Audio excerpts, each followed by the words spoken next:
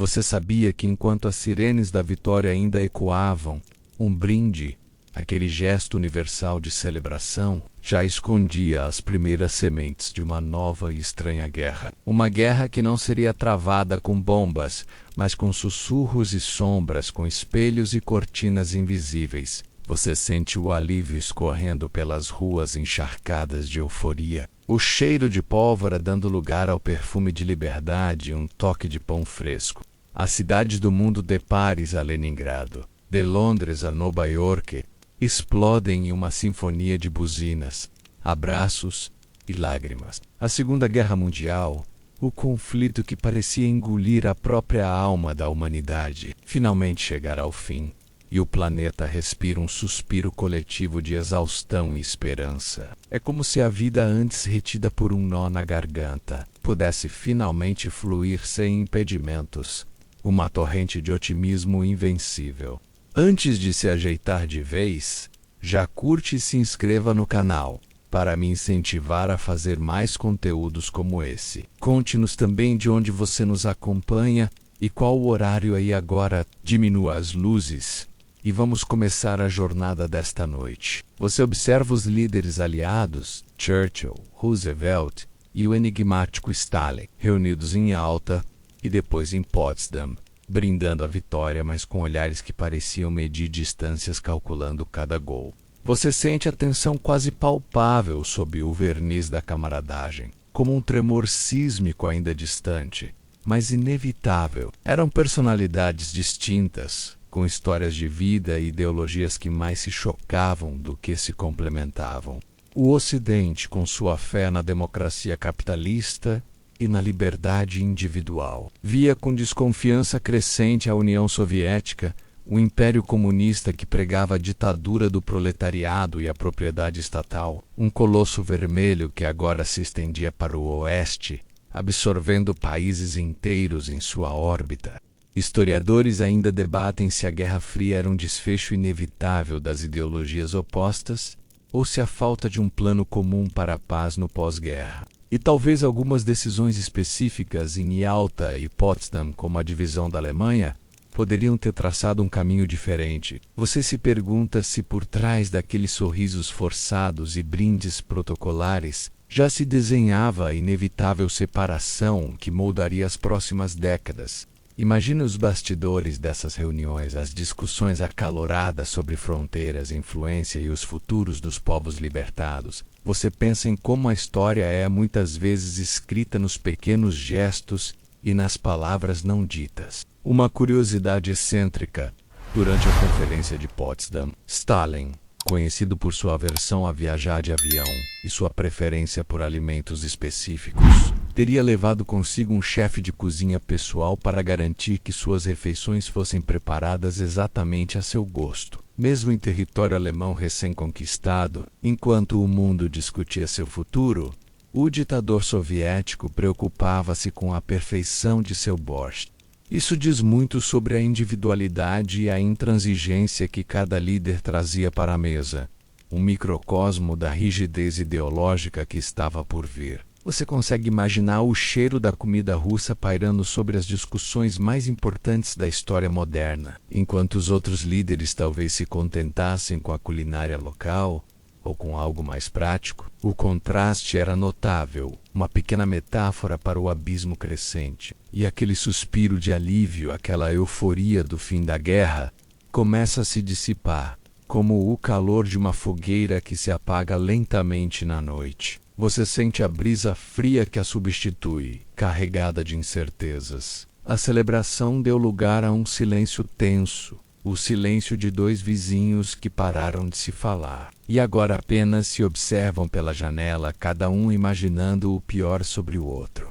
A camaradagem forçada dos líderes se desfaz, e o que resta é a dura realidade de dois sistemas de crenças que se veem como uma ameaça existencial. O mundo exausto não teria paz, apenas uma pausa antes de um novo tipo de conflito. É em meio a essa quietude carregada que uma voz ressoa, a voz de um estadista que, embora já não estivesse no poder, ainda comandava a atenção do mundo. Você se transporta para uma pequena cidade no Missouri, Estados Unidos, em 1946. Winston Churchill, com seu charuto e sua retórica inconfundível, sobe ao pódio, e então ele pronuncia as palavras que dariam um nome a essa nova realidade.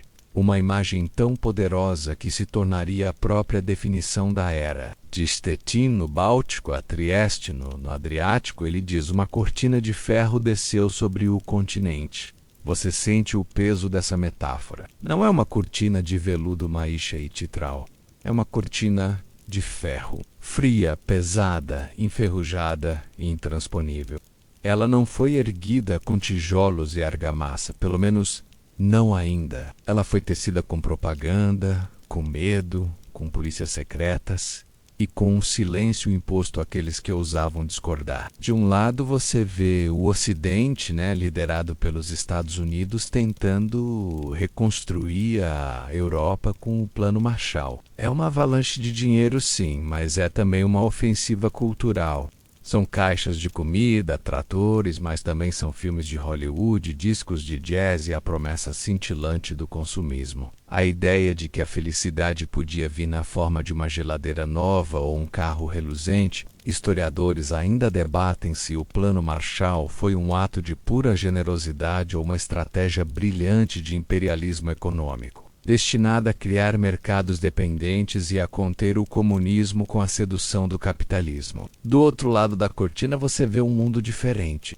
A União Soviética, sob o punho de Stalin, consolida seu controle sobre a Europa Oriental. O processo é chamado de táticas de salame, uma forma cínica de eliminar a oposição fatia por fatia. Partidos não comunistas são banidos, eleições são fraudadas, líderes da oposição são presos ou desaparecem.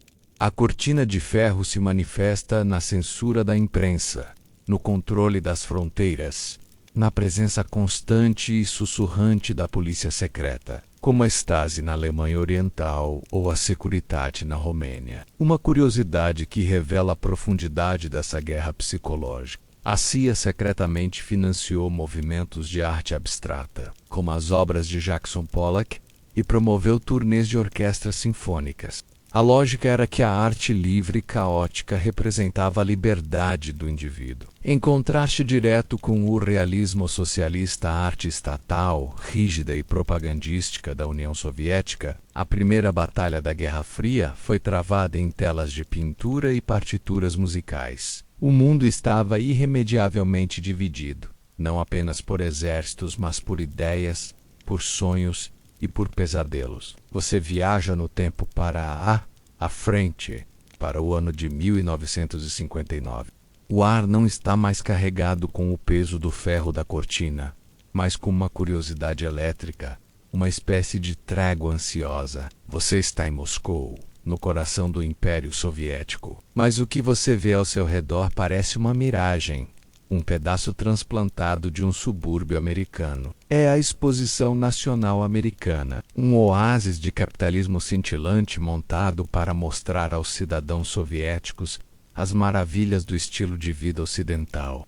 O cheiro é de plástico novo, de carros recém-polidos e de uma bebida gaseificada e doce que muitos ali nunca provaram. Você caminha por entre televisões coloridas, eletrodomésticos futuristas e cozinhas modelo que parecem saídas de uma revista. É uma ofensiva de charme, uma guerra travada com liquidificadores e aspiradores de pó. E é aqui, neste cenário surreal, que dois dos homens mais poderosos do mundo se encontram para uma das discussões mais estranhas e reveladoras da história. De um lado você vê Richard Nixon, o então vice-presidente americano. Ele é calculista, sério, um advogado vestido com um terno impecável, pronto para defender seu cliente, a América, com argumentos lógicos e uma calma quase fria. Do outro, Nikita Khrushchev, o líder da União Soviética. Ele é o oposto, um homem robusto, emotivo, de origem camponesa, com um rosto expressivo que não esconde suas emoções, seja raiva, desdém ou um humor súbito e desarmante. A comitiva para em frente a uma cozinha modelo, completa com todos os aparelhos que prometiam libertar a dona de casa americana do trabalho doméstico. E então o debate começa.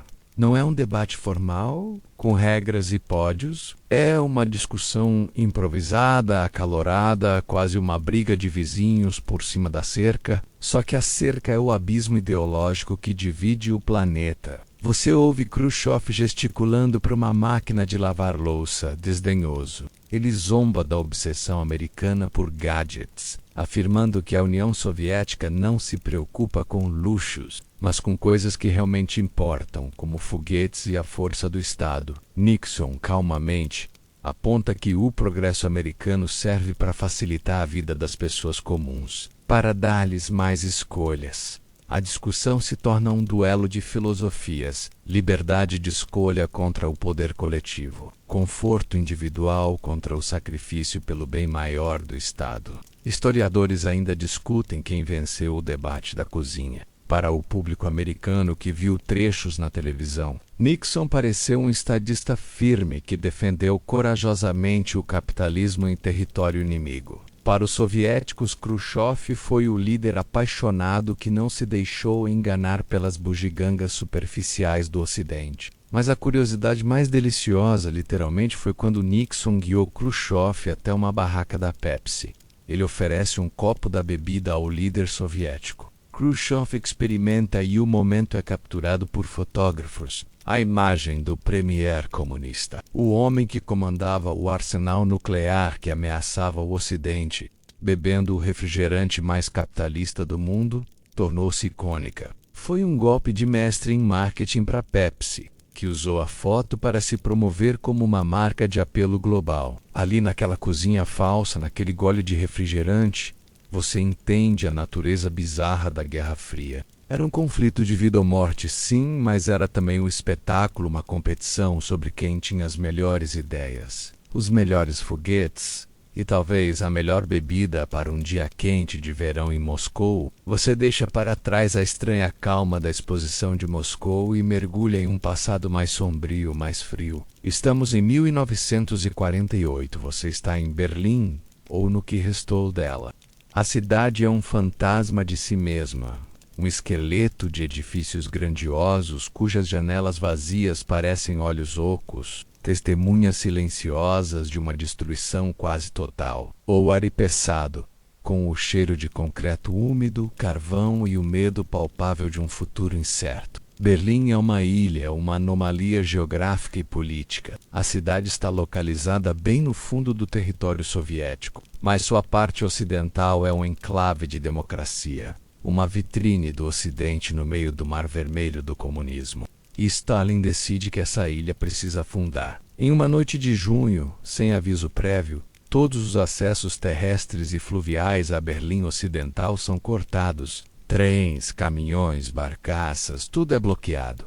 É um estrangulamento, um cerco medieval em plena era atômica. O objetivo é claro, sufocar a cidade. Forçar os 2,5 milhões de berlinenses a se renderem pela fome e pelo frio, obrigando os aliados ocidentais a uma retirada humilhante. A cidade prende a respiração.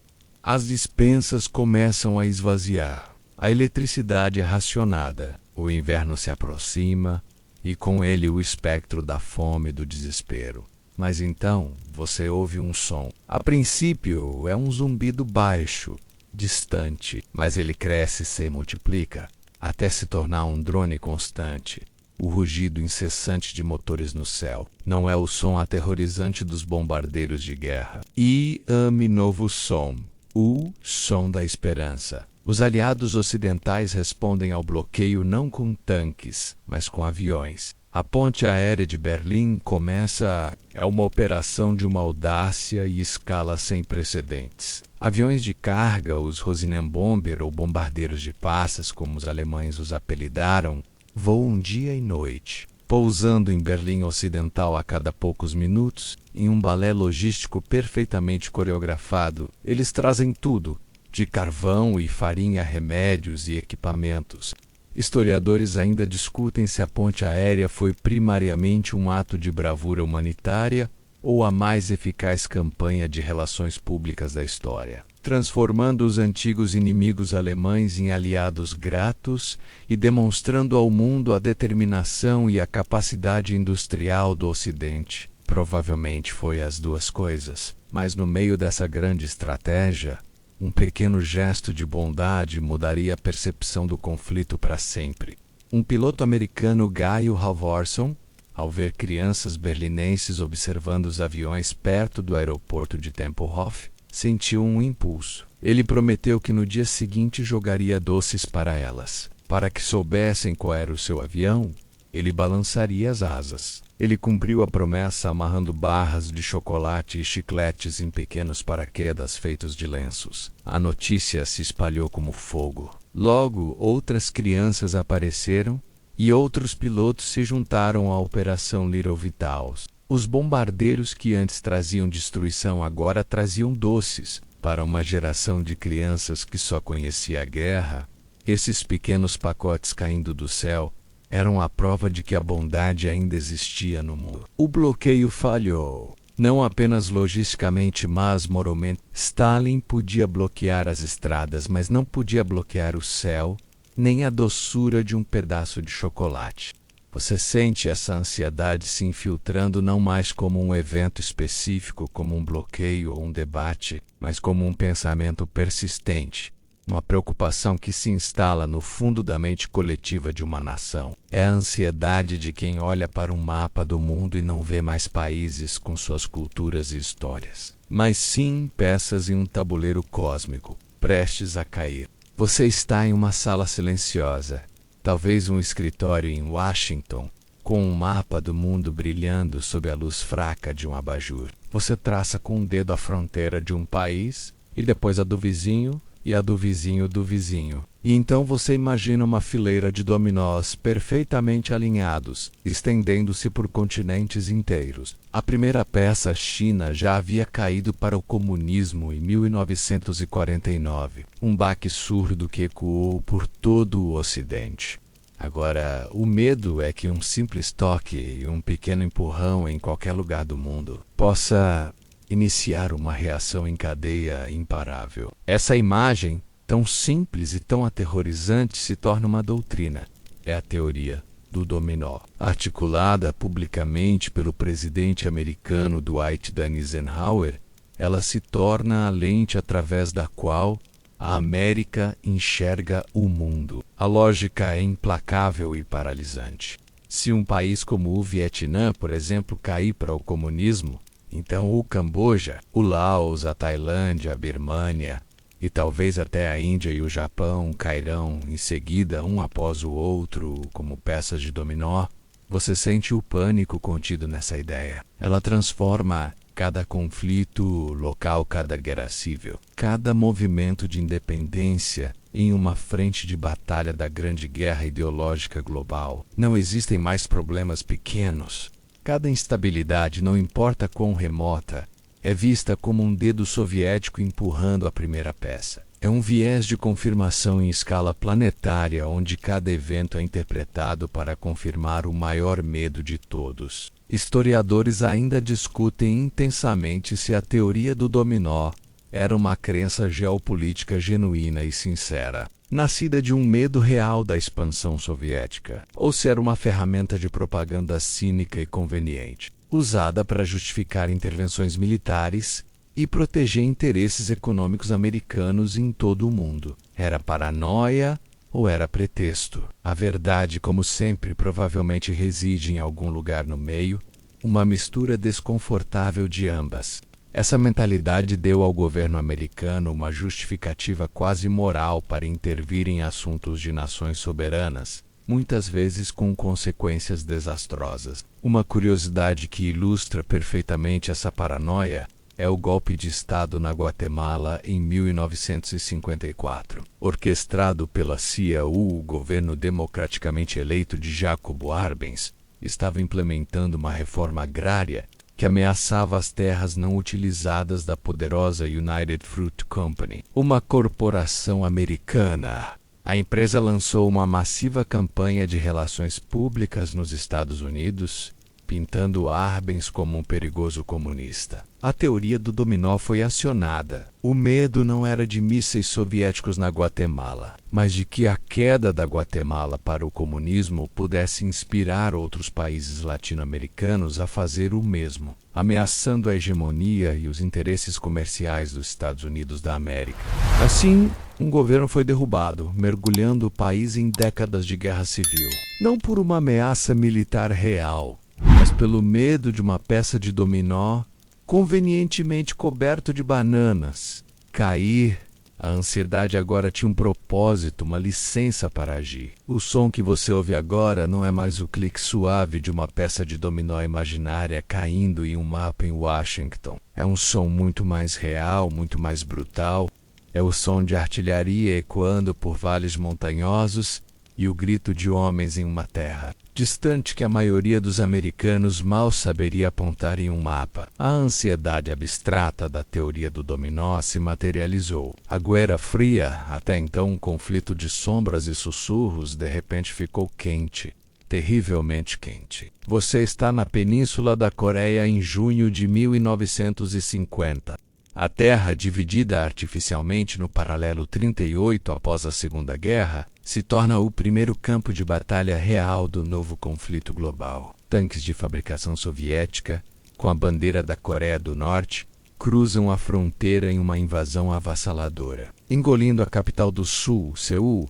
Em questão de dias, a primeira peça de dominó não apenas caiu, ela foi empurrada com uma força brutal. Você sente o choque e o pânico em Washington.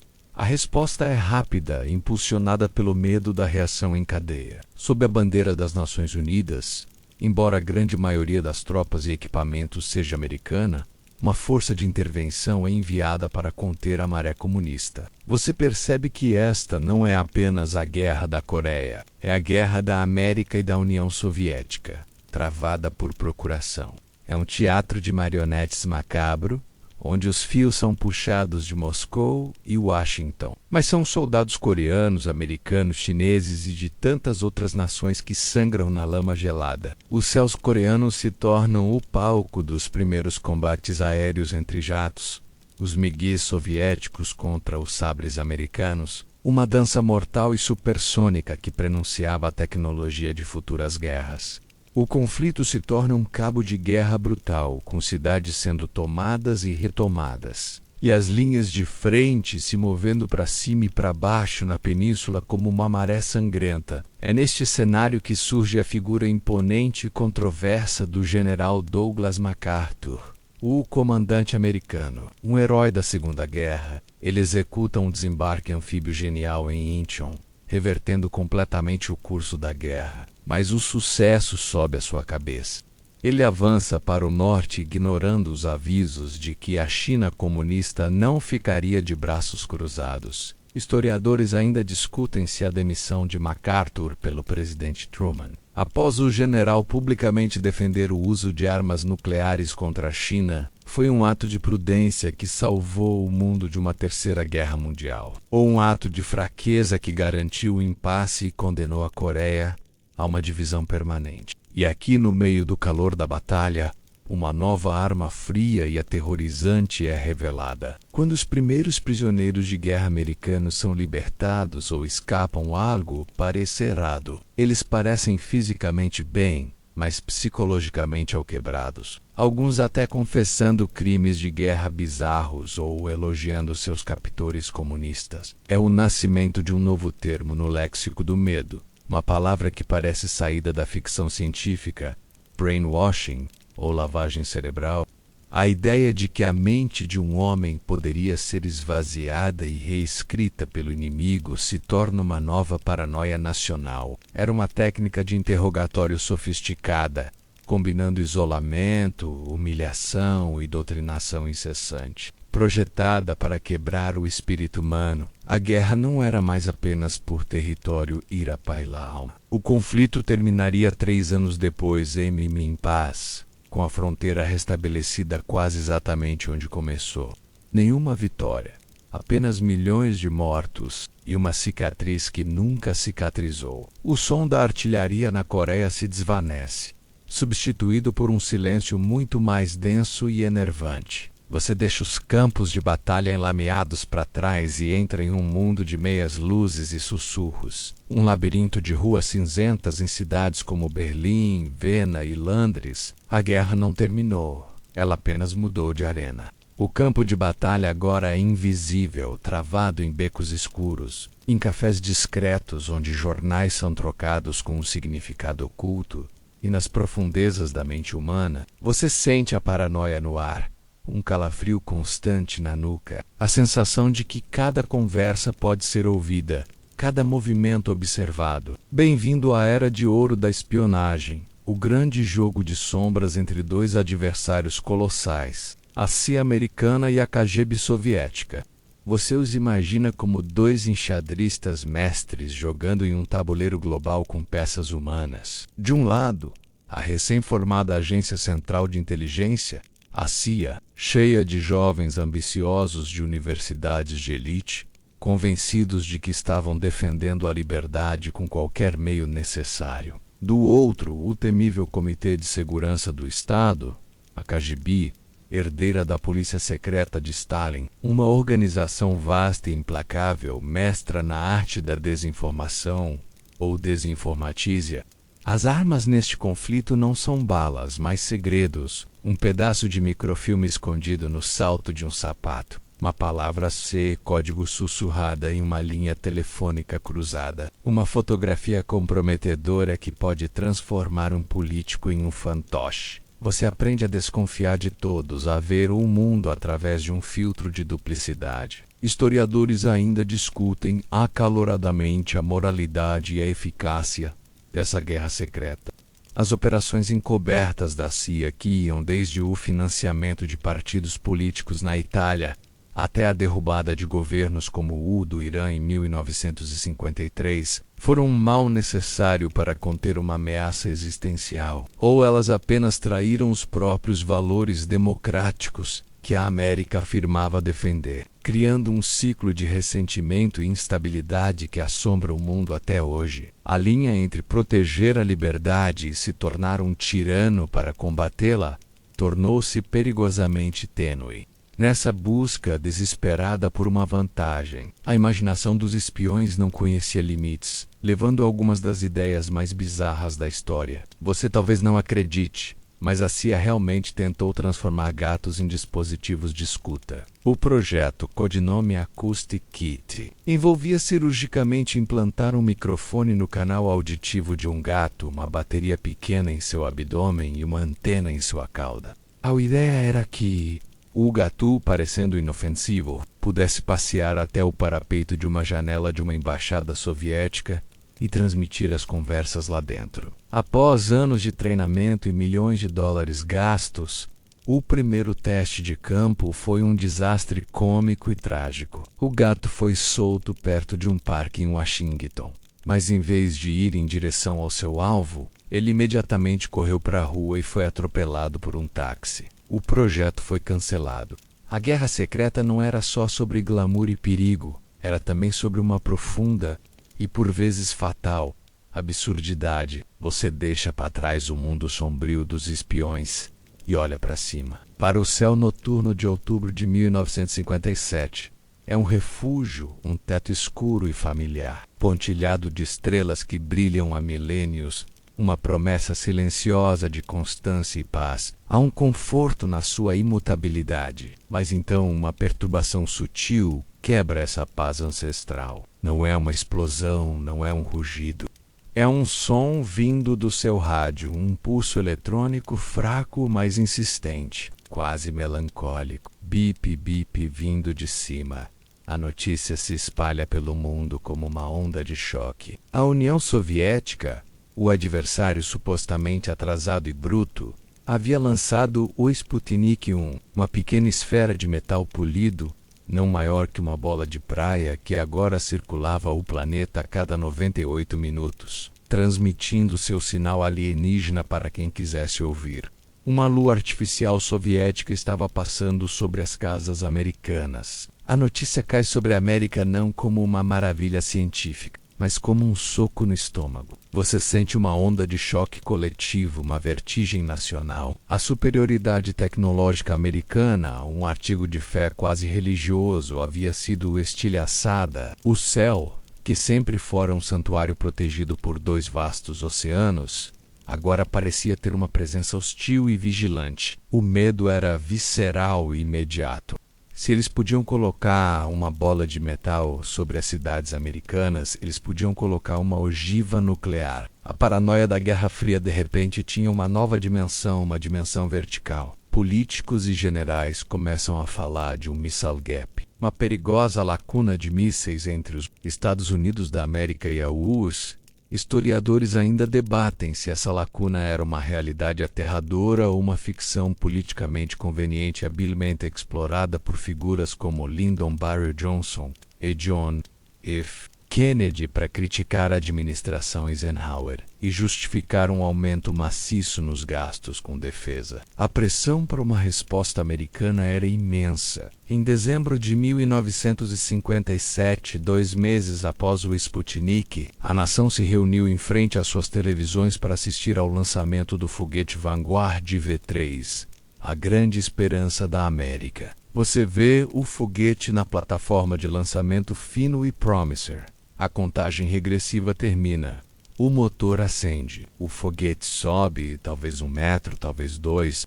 Então, ele parece hesitar, perde o impulso e desaba sobre si mesmo em uma bola de fogo espetacular e humilhante. A pequena carga de satélite que ele carregava foi jogada para longe e começou a emitir seus próprios sinais, como um grito patético do meio dos destroços fumegantes. A imprensa internacional não perdoou, apelidando o desastre de Flopnik, Kaputnik e Steputnik. A humilhação, mais do que um medo, foi o catalisador. O bip do Sputnik não era mais apenas assustador, era um insulto. Daqueles cinzas nasceria a NASA e um compromisso nacional inabalável para não apenas alcançar, mas superar os soviéticos. Aquele bip solitário e eletrônico não era apenas um sinal de rádio, era o tiro de largada para a maior corrida da história da humanidade, uma corrida para a Lua, impulsionada não pelo desejo de explorar, mas pelo medo de ser deixado para trás.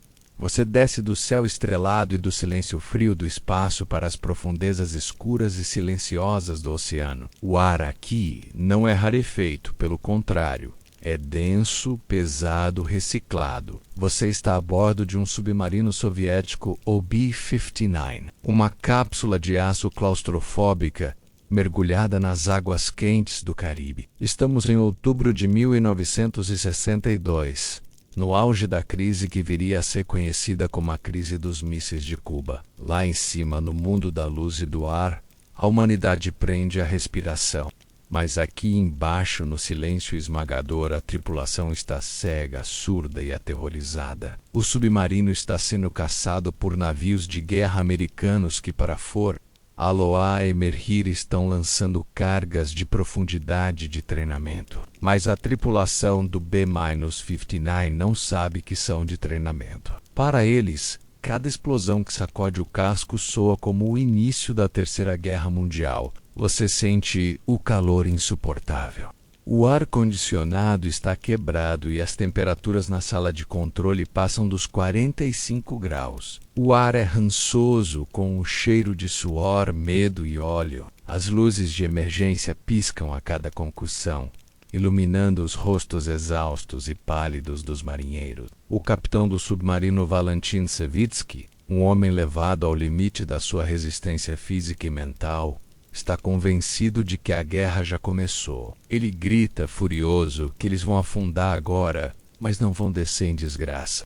Eles vão levar os americanos com eles. O B-59 carrega uma arma especial, um único torpedo com uma ogiva nuclear de 15 quilotons, com poder de fogo semelhante ao da bomba de Hiroshima. As regras de engajamento soviéticas ditavam que, para lançar esse torpedo apocalíptico, Era necessário o consentimento unânime de 3 oficiais: o capitão, o oficial político e o comandante da flotilha de submarinos que, por acaso, estava a bordo. O capitão Sevitsky dá a ordem para preparar o torpedo.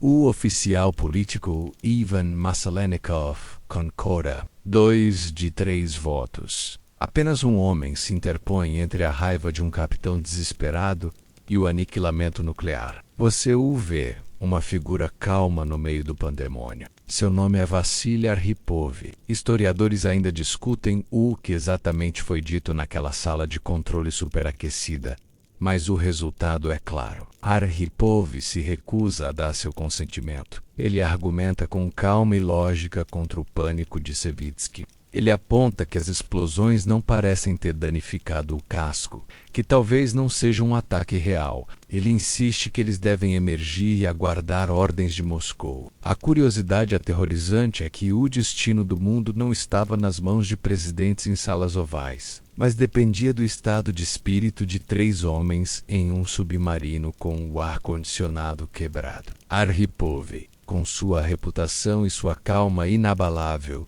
finalmente convence o capitão. O submarino emerge. O torpedo não é lançado. O mundo, sem saber, continuou a girar em seu eixo, salvo não por um grande gesto, mas por um não calmo, sussurrado nas profundezas do oceano. Você sobe das profundezas do oceano, onde o destino do mundo foi decidido em silêncio, e entra em uma sala sem janelas, no coração do poder americano. O ar aqui também é pesado, mas não com calor e umidade, e sim com um cheiro de café amanhecido, fumaça de cigarro e uma tensão tão densa que você poderia cortá-la com uma faca. Você está na Casa Branca, no que ficou conhecido como ESCOM, o comitê executivo montado pelo presidente John F. Kennedy para lidar com a maior crise da história. O único som na sala é o clique rítmico de um projetor, exibindo em uma parede fotos aéreas granuladas, em preto e branco. As imagens, capturadas por um avião espião U-2, são inconfundíveis. Silos de mísseis, plataformas de lançamento, caixas contendo ogivas nucleares. Na ilha de Cuba, a apenas 145 quilômetros da costa da Flórida, a ameaça não estava mais a um oceano de distância, anunciada por um bip eletrônico. Ela estava no seu quintal. Esses foram os 13 dias de outubro de 1962, um período em que a humanidade caminhou na beirada do abismo. Você observa os rostos dos homens mais poderosos do mundo, pálidos sob a luz artificial, debatendo opções que parecem saídas de um pesadelo. Um ataque aéreo para destruir os mísseis antes que fiquem operacionais. Uma invasão total de Cuba. Ambas as opções quase certamente levariam a uma guerra nuclear total com a União Soviética. A tensão é um nó em seu estômago. Finalmente, Kennedy opta por um caminho intermediário, uma solução que era tanto uma demonstração de força quanto um convite à negociação. Não um bloqueio, que é um ato de guerra, mas uma quarentena naval ao redor de Cuba. Uma linha invisível no oceano. Se os navios soviéticos que transportavam mais mísseis cruzassem essa linha, a guerra começaria. O mundo assistia, horrorizado, a esse jogo de galinha em escala planetária, onde os 2 motoristas estavam ao volante de máquinas apocalípticas. Historiadores ainda debatem intensamente a sabedoria da decisão de Kennedy. Foi uma obra-prima de gerenciamento de crise, um meio-termo perfeito que deu a Khrushchev uma saída sem parecer fraco. Ou foi uma aposta imprudente que levou o mundo desnecessariamente à beira da aniquilação, quando negociações secretas poderiam ter resolvido a questão desde o início? A verdade é que a comunicação oficial entre os 2 líderes era lenta, formal e cheia de posturas públicas. Mas enquanto o mundo assistia ao drama naval, a solução estava sendo cozinhada em um lugar muito mais mundano, e é aqui que a história fica estranha.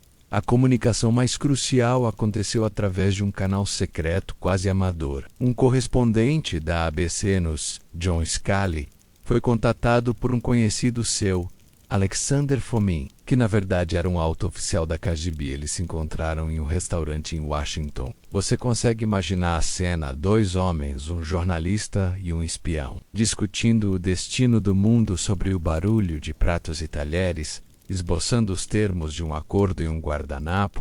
Fomin, agindo sob ordens de Khrushchev, propôs o acordo. Os mísseis seriam removidos se os Estados Unidos da América prometessem não invadir Cuba. A mensagem foi levada diretamente para a Casa Branca. Através desse canal bizarro e improvisado, a confiança foi construída e um acordo foi selado. O mundo exalou um suspiro que estava segurando por 13 dias. A crise terminara, mas deixara uma lição aterrorizante. Eles precisavam de uma maneira melhor de conversar. A tensão da crise dos mísseis se dissipa, mas deixa para trás uma cicatriz visível, uma ferida que não para de sangrar no coração da Europa. Você volta para Berlim. A cidade não é mais apenas o fantasma bombardeado de 1948, mas agora é uma cidade esquizofrênica, uma entidade dividida por uma barreira física, que se tornou o símbolo mais brutal e concreto da Guerra Fria. Em uma única noite de agosto de 1961, o mundo acordou e descobriu que uma cidade havia sido cortada ao meio, primeiro com arame farpado e depois com blocos de concreto, torres de vigia e uma faixa de terra morta, a faixa da morte, com minas, cães de guarda e soldados com ordens para atirar para matar. Nasceu o Muro de Berlim, ou como a propaganda da Alemanha Oriental o chamava, o Muro de Proteção Antifascista, uma proteção que, ironicamente, servia para impedir que seus próprios cidadãos fugissem. Você caminha ao lado dessa estrutura monstruosa. De um lado você vê o oeste vibrante, com seus anúncios de neon, carros coloridos e as paredes do muro cobertas de grafites coloridos, um grito de protesto e zombaria. Do outro lado, o leste é um mundo de cinza, de prédios uniformes e o silêncio opressivo imposto pelo Estado. O muro corta ruas, cemitérios, sistemas de transporte público e, o mais cruel de tudo, corta famílias. Vizinhos que conversavam pela janela agora se veem separados por concreto e arame. Avós não podem mais visitar seus netos. Amantes são separados para sempre. Você sente a dor silenciosa dessa separação. O muro não era apenas uma barreira política. Era uma ferida psicológica, um lembrete diário e tangível de um mundo quebrado. Historiadores ainda discutem por que o Ocidente, especialmente os Estados Unidos, não reagiu com mais força à construção do muro. A resposta de Kennedy foi contida, resumida em sua famosa frase: "Um muro é muito melhor do que uma guerra." A lógica era brutalmente pragmática. A construção do muro resolvia a crise de Berlim, pois estancava o fluxo de refugiados que estava desestabilizando a Alemanha Oriental e, assim, reduzia o risco de um confronto direto. A liberdade de Berlim Ocidental foi garantida, mas ao custo de aprisionar milhões no leste, e no meio dessa tragédia, a engenhosidade e a coragem humana floresceram das maneiras mais extraordinárias. As tentativas de fuga tornaram-se uma lenda. Você ouve as histórias sussurradas de pessoas que tentaram cruzar a faixa da morte. Alguns cavaram túneis longos e claustrofóbicos sob a terra de ninguém. Outros construíram balões de ar quente improvisados com lençóis e cilindros de gás propano. Houve quem criasse carros modificados com compartimentos secretos minúsculos para esconder fugitivos. Uma das histórias mais incríveis é a da família Bethke. O irmão mais velho fugiu usando um colchão de ar para flutuar sobre um rio. O segundo irmão usou uma tirolesa, atirando uma flecha com um cabo de aço de um telhado no leste para outro no oeste. E os dois irmãos, juntos, voltaram para resgatar o terceiro, voando sobre o muro em ultraleves disfarçados com insígnias soviéticas. O muro era um monumento ao fracasso de um sistema, mas a determinação para superá-lo tornou-se um monumento à resiliência do espírito humano. Você deixa a frieza do concreto de Berlim para trás e mergulha em um calor úmido e sufocante, o cheiro de vegetação em decomposição, chuva e o odor metálico do medo. O som que te envolve agora é o zumbido constante de insetos, interrompido pelo farfalhar das folhas e pelo baque surdo e distante das pás de um helicóptero. Você está na selva do Vietnã. A teoria do dominó, aquela ansiedade abstrata concebida em escritórios com ar-condicionado em Washington, encontrou aqui sua expressão mais sangrenta e confusa. A guerra, que deveria ser uma contenção cirúrgica do comunismo, se tornou um pântano, um atoleiro que engoliu não apenas vidas e recursos, mas também a confiança e a inocência de uma superpotência. Você vê os soldados americanos jovens, muitos deles adolescentes, que parecem deslocados nesta paisagem alienígena. Eles carregam armas de alta tecnologia, recebem apoio aéreo massivo, mas lutam contra um inimigo que parece se fundir com a própria selva. Um inimigo que se move através de túneis subterrâneos, que não usa uniforme, que pode ser o camponês trabalhando no arrozal durante o dia e o guerrilheiro à noite. Esta não é uma guerra de frentes de batalha claras como na Coreia. É uma guerra sem frente, sem retaguarda, onde o perigo pode vir de qualquer lugar a qualquer momento. Você sente a confusão e a frustração crescendo. Os Estados Unidos ganhavam todas as grandes batalhas, mas pareciam estar perdendo a guerra. A métrica do sucesso tornou-se sinistra e perversa. A contagem de corpos. Historiadores ainda travam um debate feroz sobre a natureza da Guerra do Vietnã. Foi uma guerra civil entre vietnamitas, na qual os Estados Unidos da América intervieram imprudentemente. Ou foi, como afirmavam os formuladores de políticas da época, uma frente crucial na Guerra Fria, uma agressão comunista orquestrada por Hanoi, com o apoio de Moscou e Pequim. Essa falta de clareza moral e estratégica se refletiu em casa. Pela primeira vez na história, a guerra foi televisionada. Todas as noites, as famílias americanas assistiam, durante o jantar, a imagens brutais do combate, de aldeias em chamas e de jovens americanos voltando para casa em sacos. O famoso abismo de credibilidade se abriu entre o que o governo dizia sobre o progresso da guerra e o que as pessoas viam com seus próprios olhos. No meio dessa guerra de alta tecnologia, uma das armas mais eficazes do Vietcong era assustadoramente primitiva, a armadilha de Punji. Eram simples estacas de bambu afiadas, às vezes untadas com fezes para causar infecção, escondidas em buracos cobertos por folhas. Elas não eram projetadas para matar, mas para ferir. Uma única estaca de punje podia incapacitar um soldado, o que exigia que outros 2 ou 3 o carregassem para fora da selva, diminuindo ainda mais a força de combate da patrulha e causando um profundo impacto psicológico. Era uma metáfora perfeita para a própria guerra. O Vietnã foi a armadilha de punje da América. Não foi um golpe mortal e decisivo, mas uma ferida que infeccionou, que drenou a força, a riqueza e, acima de tudo, o espírito da nação. A selva não foi conquistada, ela simplesmente engoliu a superpotência, deixando um trauma profundo que redefiniria a política e a cultura americanas por gerações. Você se afasta do caos úmido do Vietnã e retorna ao silêncio tenso e calculado do alto comando. O trauma da crise dos mísseis de Cuba deixou uma lição clara e aterrorizante para ambos os lados. A comunicação improvisada através de espiões em restaurantes e cartas formais lentas era uma receita para o desastre.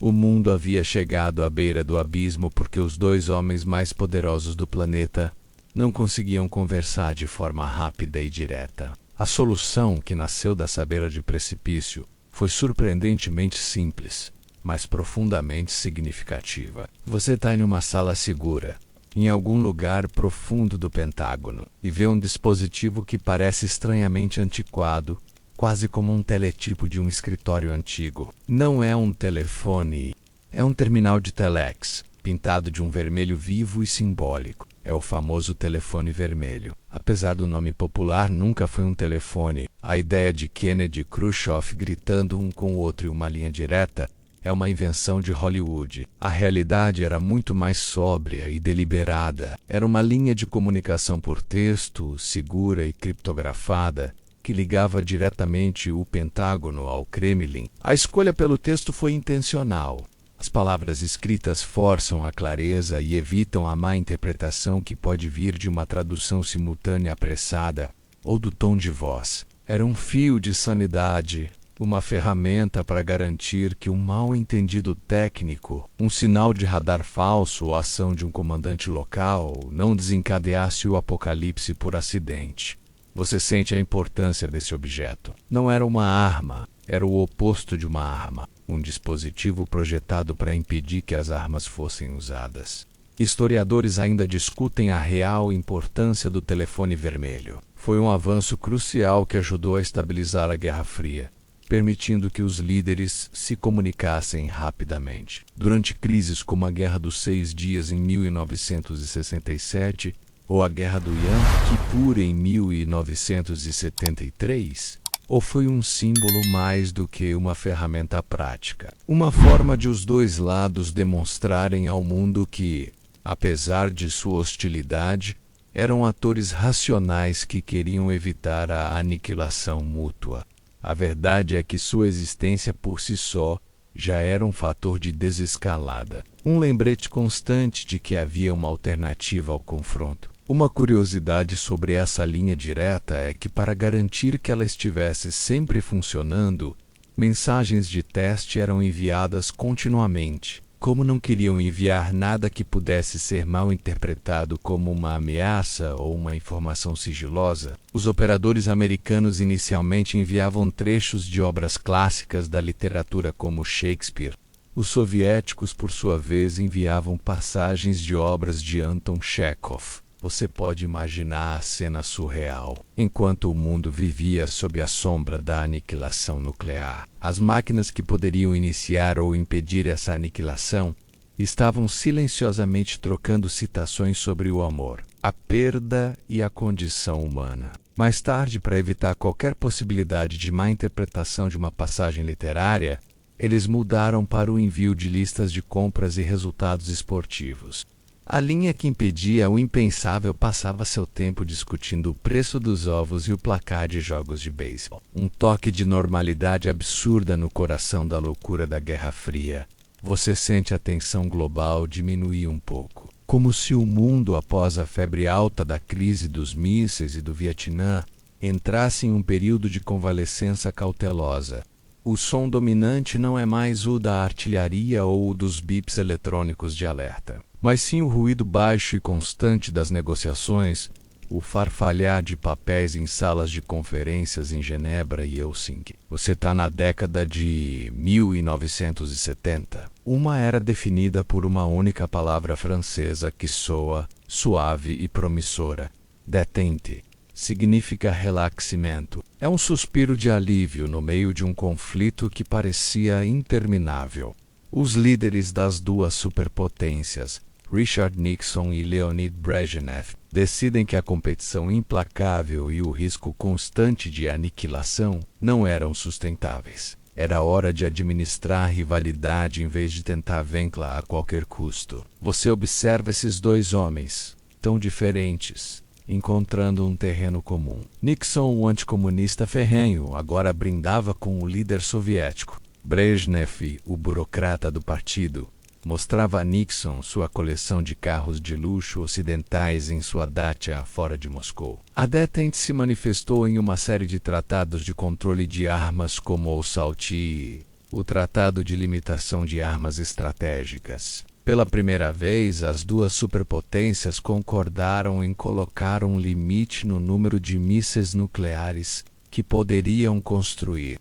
Não era o desarmamento, longe disso, mas era um reconhecimento de que a corrida armamentista estava saindo de controle e se tornando economicamente insustentável. Você sente uma ponta de otimismo cauteloso. Talvez a Guerra Fria não precisasse terminar com uma explosão, mas pudesse simplesmente se esgotar. Historiadores ainda veem a Era da Détente com uma complexidade fascinante. Foi um período genuíno de cooperação, um reconhecimento pragmático de interesses mútuos que tornou o mundo um lugar mais seguro. Ou foi uma ilusão perigosa, uma pausa tática que permitiu à União Soviética vista como em declínio, se rearmar e expandir sua influência em lugares como a África e a América Latina, enquanto o Ocidente baixava a guarda, seduzido pela promessa de paz.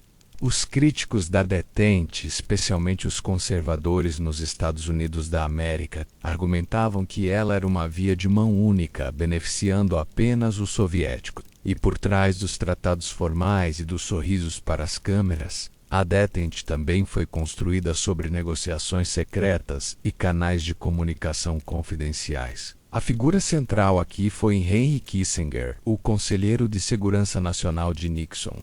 Um mestre da Realpolitik, a política baseada em poder e interesses práticos em vez de ideologia. Kissinger acreditava que as negociações mais importantes aconteciam longe dos olhos do público. Uma curiosidade que revela essa mentalidade é a sua famosa viagem secreta à China em 1971 para evitar a imprensa. Kissinger, durante uma viagem oficial ao Paquistão, fingiu uma dor de estômago, enquanto o mundo acreditava que ele estava se recuperando em um retiro nas montanhas. Ele foi levado no meio da noite para um aeroporto e embarcou em um avião paquistanês para Pequim, abrindo as portas para a histórica visita de Nixon no ano seguinte. Esse tipo de diplomacia de bastidores, às vezes chamada de diplomacia do canal secreto, era o motor da detente. Era uma era em que a paz mundial era muitas vezes negociada por homens que fingiam estar doentes para poderem conversar secretamente com o inimigo. Você deixa as salas de negociação cheias de fumaça para trás e entra em um ambiente muito diferente. O ar está carregado de uma energia nervosa e competitiva. Mas o som não é de armas, e sim o clique rápido e oco de uma pequena bola de plástico branco batendo em uma mesa verde. Você está em Nagoya, no Japão, em 1971, no Campeonato Mundial de Tênis de Mesa. É aqui, neste palco improvável, que um dos capítulos mais surpreendentes da Guerra Fria se desenrola. Um capítulo que não foi escrito por diplomatas ou generais, mas por atletas em shorts e camisetas. A equipe de tênis de mesa dos Estados Unidos estava lá para competir. Mas um de seus jogadores, o excêntrico Glenn Cowan, um hippie de cabelos compridos, perde o ônibus da equipe. Por sorte, ele pega uma carona no ônibus da equipe chinesa. Você observa a cena, um microcosmo da divisão mundial. Os jogadores chineses, vestidos com uniformes idênticos, rígidos e silenciosos, olham com uma mistura de curiosidade e desconfiança para aquele jovem americano de aparência exótica. Então um dos jogadores chineses, o tricampeão mundial Zhuang Zedong, toma uma decisão que mudaria a história. Desafiando as ordens de seus superiores para não interagir com os americanos, ele se aproxima de Cowan e, através de um intérprete, lhe dá um presente. Uma tapeçaria de seda com uma imagem das montanhas Uranshan. Cowan, sem nada para dar em troca, no dia seguinte lhe presenteia com uma camiseta com o símbolo da paz e a frase dos Beatles, Let It Be. Foi um gesto pequeno, espontâneo, humano, mas os fotógrafos capturaram o momento. A imagem de um atleta americano e um atleta comunista chinês sorrindo e trocando presentes rodou o mundo. A notícia desse encontro inesperado chegou até o líder chinês, Mao Zedong. A China e os Estados Unidos da América não tinham relações diplomáticas há mais de 20 anos. Eles eram inimigos mortais, tendo lutado um contra o outro na Coreia. Mas Mao, o mestre da estratégia, viu uma oportunidade. Ele tomou uma decisão surpreendente, convidou oficialmente a equipe americana de tênis de mesa para visitar a China. Eles foram os primeiros americanos a entrar na China, comunista desde 1949. Historiadores ainda debatem a espontaneidade deste evento. Foi um acidente feliz, como pareceu na superfície, ou foi uma jogada sutilmente orquestrada pelos chineses, que usaram o encontro aparentemente casual para sinalizar ao governo americano que estavam prontos para conversar. De qualquer forma, funcionou. A visita da equipe americana à China foi um espetáculo midiático. Você os vê confusos e maravilhados visitando a Grande Muralha, assistindo a óperas revolucionárias e jogando partidas de exibição que eram mais sobre amizade do que competição. Eles eram péssimos no jogo, mas eram ótimos em sorrir e apertar as mãos. A diplomacia do ping-pong, como ficou conhecida, quebrou o gelo. Ela preparou o terreno para a viagem secreta de Kissinger e a visita histórica de Nixon. Mostrou que, por baixo da retórica hostil e da desconfiança ideológica, havia uma possibilidade de conexão humana. Foi uma piada leve da história, que a grande muralha de silêncio entre duas das nações mais poderosas do mundo não foi derrubada por bombas ou tratados, mas pelo som leve e saltitante de uma bola de ping-pong. O som suave do ping-pong Seidevani substituído por uma voz ressoando com uma convicção dura e intransigente, uma voz que declara que a era do relaxamento acabou.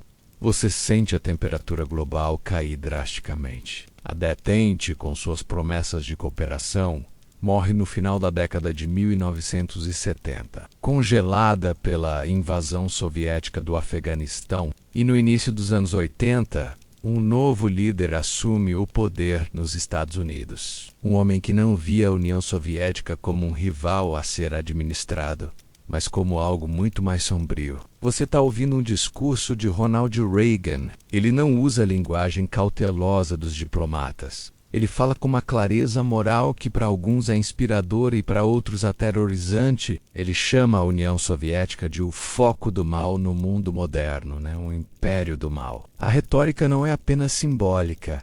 Ela sinaliza uma mudança profunda na política. A Guerra Fria reacende, mais quente e mais perigosa do que nunca. A nova estratégia americana é de confronto total. Não mais contenção, mas rollback. A ideia de reverter ativamente a influência soviética ao redor do mundo. Você vê isso na doutrina Reagan, o apoio a movimentos anticomunistas. Os Freedom Fighters, em lugares como Afeganistão, Nicarágua e Angola, é um retorno à guerra por procuração, mas com uma intensidade renovada e uma justificativa moral explícita. A corrida armamentista, que havia sido controlada pelos tratados SALT, explode novamente em uma escala sem precedentes. A América embarca no maior acúmulo de poderio militar em tempos de paz de sua história.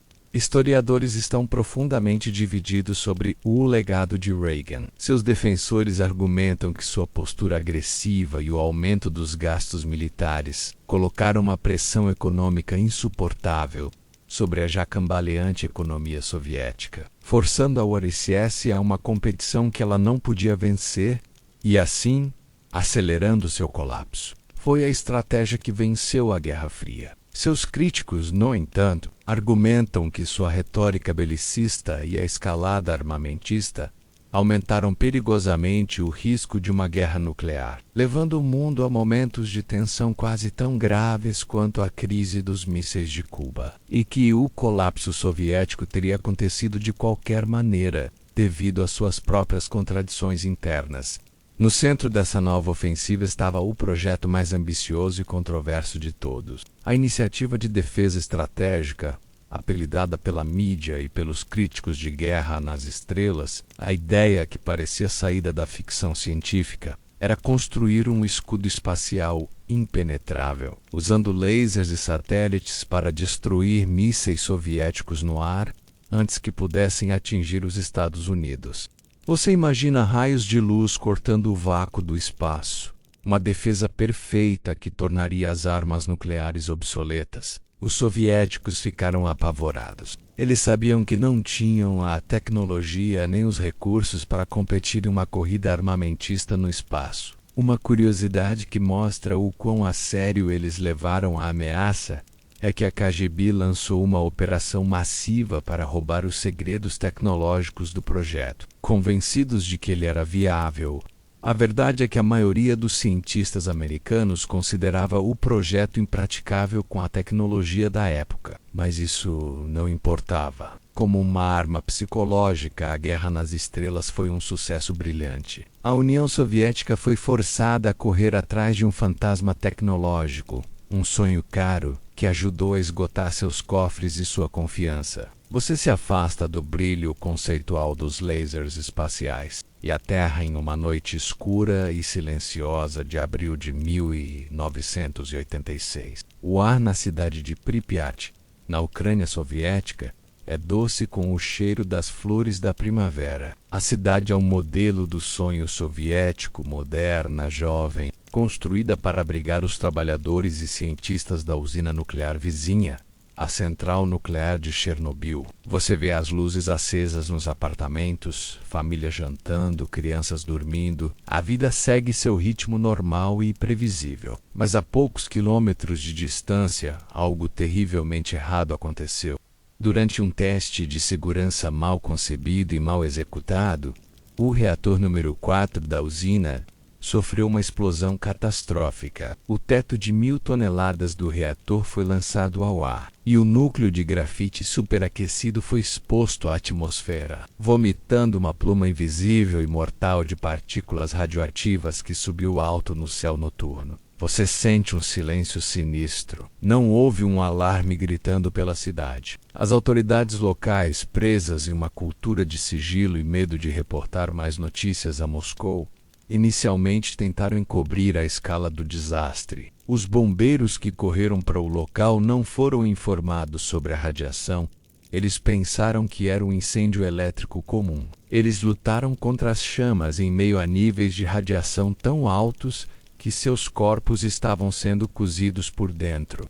Nos dias seguintes, enquanto a nuvem radioativa começava a se espalhar pela Europa, o governo soviético permaneceu em silêncio. Foi uma estação de monitoramento na Suécia que primeiro detectou os níveis anormais de radiação e forçou o Kremlin a admitir que algo havia acontecido. Historiadores agora veem Chernobyl não apenas como o pior desastre nuclear da história, mas como um ponto de virada fatal para a União Soviética. O acidente expôs, de forma inegável, as rachaduras mais profundas do sistema, a tecnologia deficiente, a cultura de mentiras e sigilo, a incompetência burocrática e a total indiferença pela vida humana. A tentativa de encobrir o desastre destruiu a pouca credibilidade que o governo ainda tinha com seu próprio povo e com o mundo. Você sente a confiança se desintegrando como os átomos de urânio no reator exposto.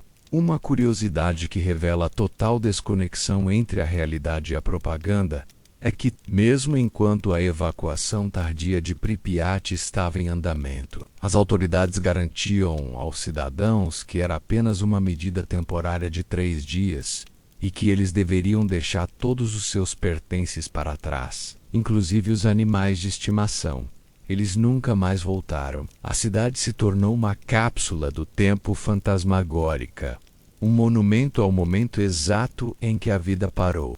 Outra faceta trágica é a história dos liquidadores, os centenas de milhares de soldados, mineiros e voluntários que foram enviados para conter o desastre, muitos com pouca ou nenhuma proteção. Eles lutaram uma guerra invisível contra um inimigo que não podia ser visto, ouvido ou tocado, sacrificando sua saúde para construir o sarcófago de concreto sobre o reator em chamas e impedir uma catástrofe ainda maior.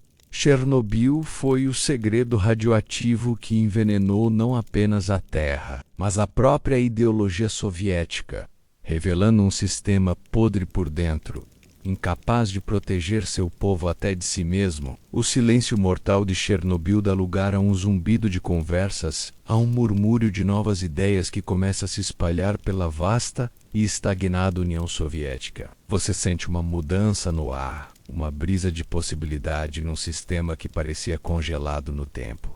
Em 1985, um novo líder chegou ao poder no Kremlin. Ele é diferente, mais jovem, mais enérgico, e ele parece entender que o sistema soviético, corroído pela corrupção, estagnação econômica e o desastre de Chernobyl, não poderia continuar como estava. Seu nome é Mikhail Gorbachev, e ele traz consigo 2 palavras que se tornarão o mantra de uma revolução: Glasnost e perestroika. Você ouve essas palavras ecoando pelas ruas de Moscou, sussurradas em cozinhas e debatidas abertamente em jornais que de repente começaram a publicar artigos críticos. Glasnost significa abertura ou transparência. Era uma política de incentivar a honestidade sobre os problemas do país. A censura foi relaxada. Os crimes da era de Stalin, Antizem Tabu, começaram a ser discutidos. Livros proibidos foram publicados. Dissidentes políticos como Andrei Sakharov foram libertados do exílio. Era como se as janelas de uma casa que estava fechada há 70 anos fossem abertas, deixando entrar a luz e o ar fresco, mas também revelando a poeira e a decadência acumuladas por décadas. A outra palavra, perestroika, significa reestruturação. Era o plano de Gorbachev para reformar a economia soviética. Ele introduziu elementos de livre mercado, permitiu pequenas empresas privadas e tentou descentralizar o controle da economia, tirando o poder dos burocratas do partido e dando mais autonomia às fábricas e fazendas. Você vê os primeiros sinais dessa mudança, as primeiras cooperativas abrindo, vendendo de tudo desde RIANs a computadores. A intenção de Gorbachev não era destruir o comunismo, mas salvá-lo. Torná-lo mais eficiente, mais humano, mais dinâmico. Ele queria consertar o sistema, não acabar com ele. Historiadores ainda debatem intensamente se as reformas de Gorbachev foram a causa do colapso soviético ou se elas apenas revelaram e aceleraram um colapso que já era inevitável. Ao dar às pessoas um pouco de liberdade, ele despertou um apetite por mais. A Glasnost permitiu que os ressentimentos nacionais há muito suprimidos nas repúblicas soviéticas, da Lituânia à Geórgia, viessem à tona, alimentando movimentos de independência.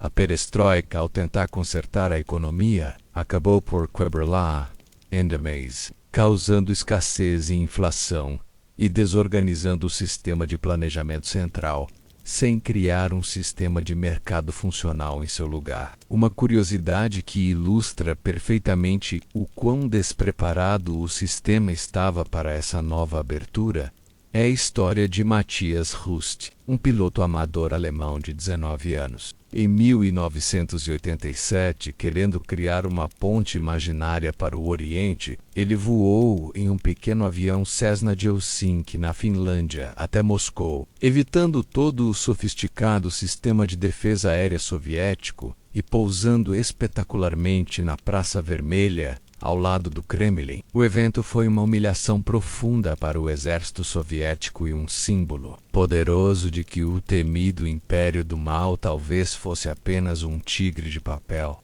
Gorbachev usou o incidente como pretexto para demitir muitos generais da linha dura que se opunham às suas reformas. As palavras da mudança Glasnost e perestroika foram como uma comporta que Gorbachev abriu um pouco para aliviar a pressão. Mas a força da água represada era muito maior do que ele imaginava. E a comporta acabou sendo arrancada, levando consigo todo o sistema. O som agora é de euforia. Um rugido de alegria e libertação que cresce e se espalha como uma onda. Você está de volta a Berlim, a cidade cicatrizada, mas a atmosfera é irreconhecível. É a noite de 9 de novembro de 1989. O ar está frio, mas ninguém parece sentir. Está carregado com uma eletricidade de descrença e esperança. Por semanas a pressão vinha crescendo. Os regimes comunistas satélites na Polônia e na Hungria já haviam caído. Milhares de alemães orientais estavam fugindo para o ocidente através da Hungria e da Tchecoslováquia. A situação era insustentável. O governo da Alemanha Oriental, em pânico, decidiu fazer uma pequena concessão para acalmar os ânimos. Eles anunciariam uma nova lei que facilitaria a obtenção de vistos para viajar. Você está assistindo a uma conferência de imprensa transmitida ao vivo pela televisão. O porta-voz do governo, um burocrata de meia-idade chamado Ginter Schabowski, parece cansado e mal preparado. Ele leu o anúncio sobre a nova lei de viagens. No final, um jornalista italiano faz uma pergunta crucial quando essa lei entra em vigor. Chabowski, que não havia sido totalmente informado sobre os detalhes, folheia seus papéis.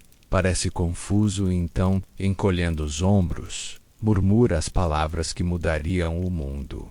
Pelo que sei, entra em vigor imediatamente, sem demora. Foi um erro, um deslize monumental. O plano era que a lei entrasse em vigor no dia seguinte de forma controlada, mas as palavras já tinham saído. As estações de TV da Alemanha Ocidental, que eram assistidas por muitos no leste, imediatamente transmitiram a notícia bombástica: o muro está aberto. Você sente a onda de choque se espalhando pela cidade. As pessoas saem de seus apartamentos, primeiro hesitantes, depois em multidões, e começam a marchar em direção aos postos de controle do muro. Os guardas da fronteira estão em pânico. Eles não receberam nenhuma ordem. Eles tentam ligar para seus superiores, mas ninguém atende ou sabe o que dizer. As multidões crescem, pressionando contra os portões, cantando "abram o portão". A atmosfera é tensa, poderia explodir em violência a qualquer momento. Mas então, em um posto de controle na Bornholmer Strasse, um oficial, Harold J. Gare, sobrecarregado e temendo um massacre, toma uma decisão por conta própria. Ele ordena a seus homens: abram a barreira. O que se segue é uma das cenas mais puras de alegria da história humana.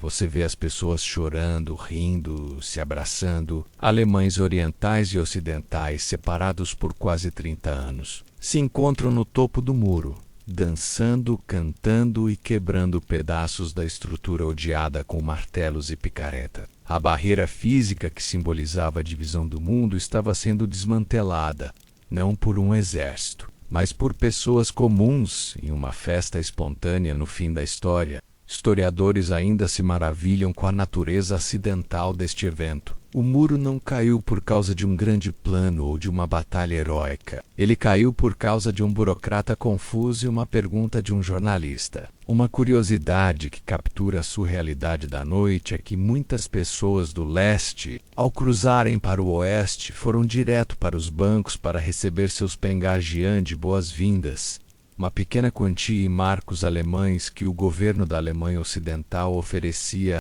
A primeira coisa que muitos fizeram com o dinheiro foi comprar bananas, uma fruta que era um símbolo de luxo e raridade no leste. A revolução cheirava a concreto quebrado e bananas. A poeira do muro de Berlim assenta, e o som que resta é um eco. O eco de um conflito que durou quase meio século e que de repente não existia mais. Você sente uma sensação de desorientação, a mesma que o mundo sentiu. A União Soviética, o colosso que havia assombrado a imaginação ocidental por décadas, se desintegra silenciosamente no dia de Natal de 1991. Gorbachev renuncia. E a bandeira vermelha com a foice e o martelo é arriada do Kremlin pela última vez. A Guerra Fria terminou, não com um estrondo como todos temiam, mas com um suspiro. Você está agora no nosso mundo, um mundo que ainda vive na longa sombra daquele conflito silencioso. Os ecos estão por toda parte, muitas vezes em lugares que você nem imagina. Você pega seu celular do bolso. A tecnologia GPS que guia você pela cidade foi desenvolvida originalmente para guiar mísseis balísticos intercontinentais com precisão. A internet, essa rede que conecta você ao conhecimento e às pessoas do mundo todo, nasceu como ARPANET, um projeto do Pentágono para criar uma rede de comunicação descentralizada que pudesse sobreviver a um ataque nuclear.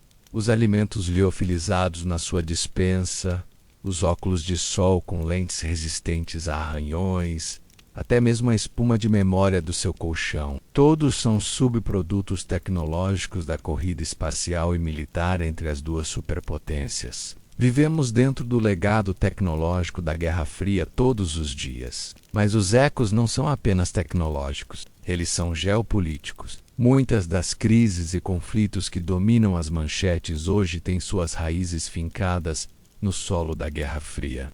A ascensão de grupos extremistas no Afeganistão foi alimentada pelas armas e pelo dinheiro que os Estados Unidos forneceram aos mujahidin para lutar contra os soviéticos. A instabilidade em partes da África e da América Latina, é, em muitos casos, o resultado direto de décadas de intervenções por procuração, onde as superpotências apoiaram ditadores e derrubaram governos para servir aos seus próprios interesses estratégicos. As tensões entre a Rússia e o Ocidente hoje são um eco direto da desconfiança e da rivalidade daquela época. Historiadores ainda debatem se a vitória do Ocidente na Guerra Fria levou a um mundo mais seguro e estável, ou se a súbita ausência de um inimigo bipolar claro abriu uma caixa de Pandora de conflitos étnicos, nacionalistas e religiosos que haviam sido suprimidos pela disciplina rígida do conflito leste-oeste. Uma última curiosidade que encapsula o fim estranho e melancólico dessa era. Em 1997, Vassily Arkhipov, o homem que sozinho impediu a guerra nuclear no submarino B-59, morreu silenciosamente em sua casa na Rússia. O mundo, em grande parte, nunca soube de seu ato heróico até anos depois. Enquanto isso, no mesmo ano, a Pizza Hut lançou uma campanha publicitária multimilionária, estrelando ninguém menos que Mikhail Gorbachev. No comercial, o ex-líder soviético entra em uma Pizza Hut em Moscou, e os clientes debatem seu legado complicado, concluindo que, por causa dele, eles agora têm Pizza Hut. É um símbolo tragicômico e perfeito do fim do século. O homem que tentou salvar o comunismo se tornou um garoto propaganda de uma rede de fast food capitalista, enquanto o homem que salvou o mundo da aniquilação morreu no anonimato. O conflito silencioso que moldou nosso mundo terminou não com um tratado solene, mas com o eco de uma piada cósmica, deixando-nos com a tarefa de decifrar seus ecos e navegar no mundo complexo que ele deixou para trás. A noite avança.